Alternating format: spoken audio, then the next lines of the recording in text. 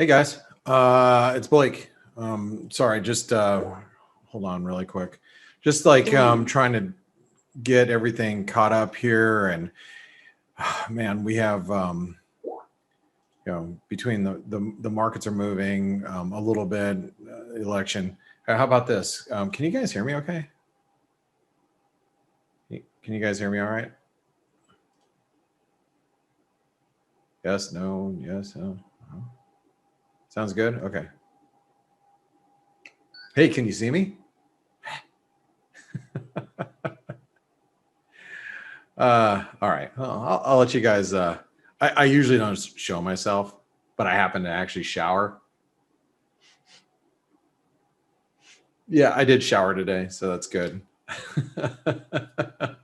Anyway, normally I don't show myself. I'm actually on Zoom all day long with my office. There's a bunch of us on screen, and I just happen to. Sometimes at this point of the day, I've showered, or sometimes I haven't, based on what's been going on. But anyway, just wanted to give you guys a heads up on what's happening. I'll keep the video. I'll keep the video on, just making sure my desk doesn't look like a disaster behind me.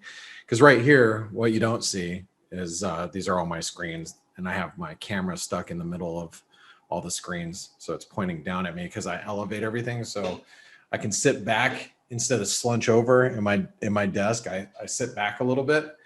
And this way I can manage to sit here for 12 or 15 hours and not feel like a hunchback person. That's how I manage all this. Anyway, yeah, somebody said, look at the awesome looking mic. This was actually my, I almost pulled it out. This was actually my birthday present from my wife. She, I've been using this old headset for so many years.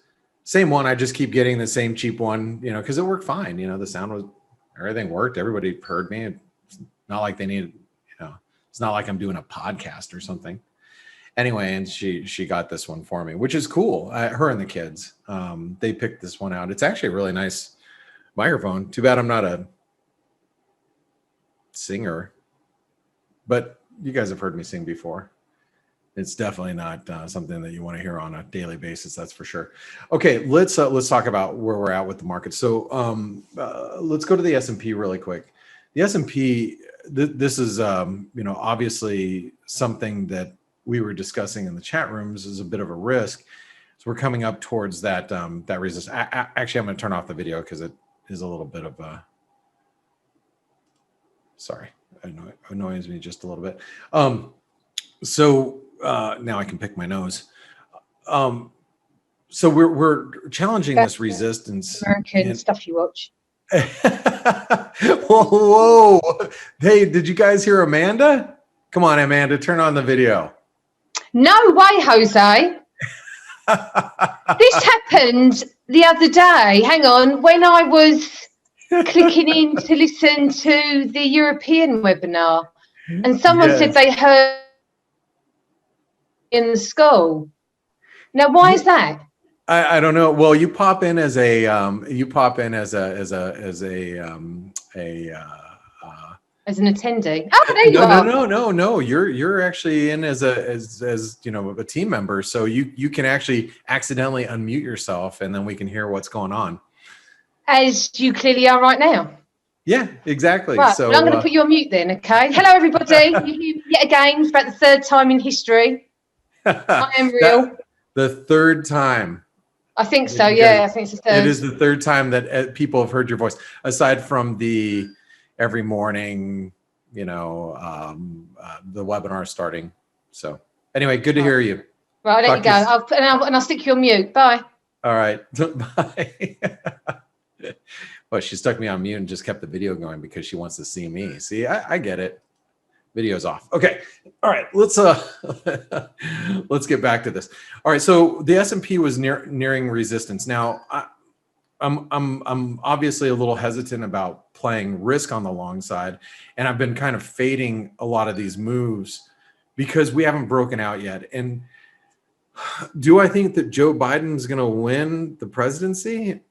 I don't know. I really don't know, and it's very close. And and now obviously the Trump administration is, throwing up lawsuits and pushing back the counts for all these different states and, meddling in it basically. And so that's bringing on a little bit of risk aversion. Because if you think about what the market's done, let's just say let's go to the beginning of this week, right? So this is November 2nd, right here. So we had an 8% rally this week, 3%, an 8% rally. So, I mean, yeah, you got to be a little nervous here, right? You got to be a little nervous with, the market up at these levels and not having clarity. Now, obviously, and this is the good news. Obviously, we know where resistance is for the S&P, right? And we obviously know what's going to happen should Joe Biden win. Well, I mean, what seems to be obvious. I don't want to say it's exactly it. It's, we know that if Joe Biden wins, chances are we're going to at least pop through this resistance. How far we go, who knows? A lot of people are waiting around for that, so, will we really, move here? I don't know. Now, I also still believe, and let's think about this for a second. I'm going to just fast forward us a couple days. Okay. I just want you guys to think about this for a couple days out. Let's say today, and today and tomorrow, we're still we walk away from today going, man, I don't know what's going to happen. Trump's still meddling around with everything. Stocks start to sell off and we drop back to, let's say 34.20. Let's just say, okay. Which could happen. It could happen. Now, if that happens, and let's say we suddenly get an announcement that Joe Biden is winner and Trump at that point in time concedes. Let's just say that, and I'm walking through these scenarios with you. Let's say that, Trump concedes, Biden wins. Does stock spike up again? Yeah. Do we get buy the rumor, sell the news? Possibly. Right? So let's say this happens, selling off, and somehow Trump pulls this magic rabbit out of his hat and he wins. And Biden concedes. Could stocks rally? Sure. Could they, go, oh my God, Trump just won. The next 4 years are going to be horrible with trade and we're not going to get as much stimulus. And sure. Right. So what I'm looking at, excuse me, what I'm looking at right now is what happens between now and the next 24 hours. I do think that there's a risk now that stocks do pull back a little bit. And this is where I drew it for you guys earlier today in the S&P. This is where people probably go, shoot, I'm wrong. You know what I mean? I'm on the wrong side here. That's going to be down at these levels, right around here. 34.40 roughly, give or take, 5 S&P points. But that's kind of how I'm feeling right now. Unless there is, like, without a shadow of a doubt that Biden wins, he takes Nevada, it's confirmed. Arizona, it's confirmed. And then let's say Pennsylvania is confirmed, which could happen today. And it's like, okay, you can contest it all you want. You can get recounts all you want, but he's got the votes. He's got the electoral college. Then you got to assume that we might, be pulling back a little bit. It's tricky, guys. It's not easy. It's not easy. Right. Joe said S&P 500 RSI diverging in overbought territory. Yeah, you bet. I mean, look, this is, the S&P analysis from this morning, 6 hours ago, divergent relative strength right into resistance. right? RSI is overbought and divergent. So yeah, I mean, we're still overbought and divergent right now. So, you know, that I think that's the risk near term. Now, what did currencies do? This is where it gets a little tricky. So we've seen, let's start off with a breakdown in the dollar Canadian, which I'm long a little bit. I think a few of us in the chat room bought some down here. 127% extension of the election move, right? That came in at 130.38. Some of us got long some. I got long some. I'm not long a lot, but I'll tell you where I'm going to buy a lot. Where do you guys think I'm going to buy a lot? Oh, I'm going to add. Let's just go this way. I'll add above like 130.90, you know? Yeah, 130.90, 131. Then I'll add, and then I can move my stops to break even. Because actually my stops are break even right now. Because my average is at, well, actually it's close to break even. It's a little lower. But anyway, but what I'm saying is, let's say your cost average right now, let's say you bought dollar Canadian like me around, my average is about 130.40, roughly, somewhere like that, right? I'm just plotting this out for you guys. Then we break above 131, roughly, right? And you add or double up your position because now you think that you're going to get a move like this back up to 131.50. So now your cost average is right here. So now you move your stop to right here. You know, current price is right there, and then your target's somewhere up here or even further, depending on what happens, right? So I love false breakdowns. And are we going to get a false breakdown today? I don't know. But I think the risk is there, you know, because we are trading around, you know, what's happening here. And, you know, obviously if the stock market breaks out and we break 35.30 today, well, then dollar Canadian is probably going to break 130. I'm assuming. My assumption would be we're doing this. But we ain't out of the weeds yet. We're not. We are not. Same goes for dollar Mexican peso.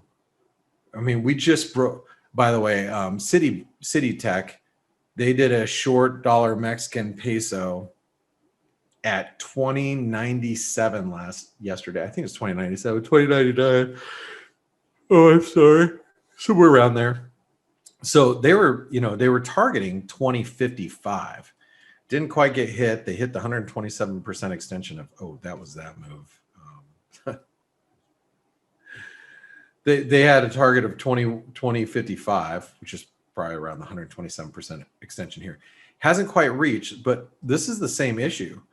You know, dollar Mexican peso gets back above 21. Oh, we're going to squeeze. And I think that's the risk if you're short dollar Mexican peso right now, because you were like, oh yeah, man, everything's great as of yesterday. And this morning, you know, or today, you're looking at it going, oh crap, you know, am I on the wrong side? So that's an example there. Obviously, the euro is turning from resistance, the 88% retracement. The coronaviruses continue to build in in Europe. That's kind of scary. Yeah, so you got to be a little careful with, you know, the euro dollar up at these levels. You know, I think there's a bit of a risk. The Aussie, you know, just hit a big confluence. The 618, 161% extension, and you can see I have an alarm set right here because I really do want to get notified if we break back below 72.20, because I think if we break back below 72.20, then that just shows me that we really respected this key resistance. Is that going to hold? I don't know. I don't know. But I mean, if stocks turn lower, I have to imagine the Aussie is going to roll over a little bit. Then you can argue, well, you know, how about Australia? They don't have any coronavirus cases. Yes, but with the world in, you know, disarray, they're probably going to sell these commodity currencies anyway. So, you know, there's that. Dollar yen.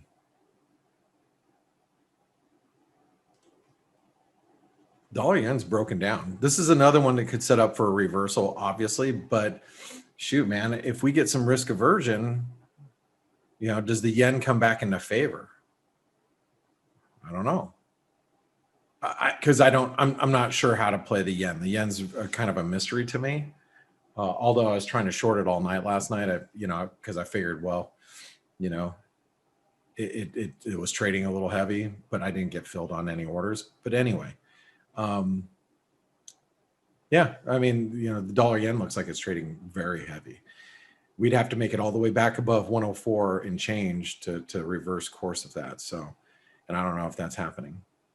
Anyway, all right, guys. Well, you know, right now, oh, and if you were wondering why I took a silver pattern in play and then closed it so quickly, because silver had, you know, popped a good amount, and gold was actually, I thought gold might have pulled a false breakout, but gold actually still looks really good here. I don't know how far we can go.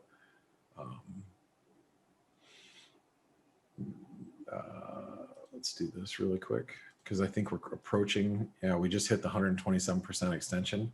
So, yeah, gold might pull back, you know, could pull back from here, especially if we get a little risk off. So I was like, well, let's just, you know, there's nothing wrong with booking the silver.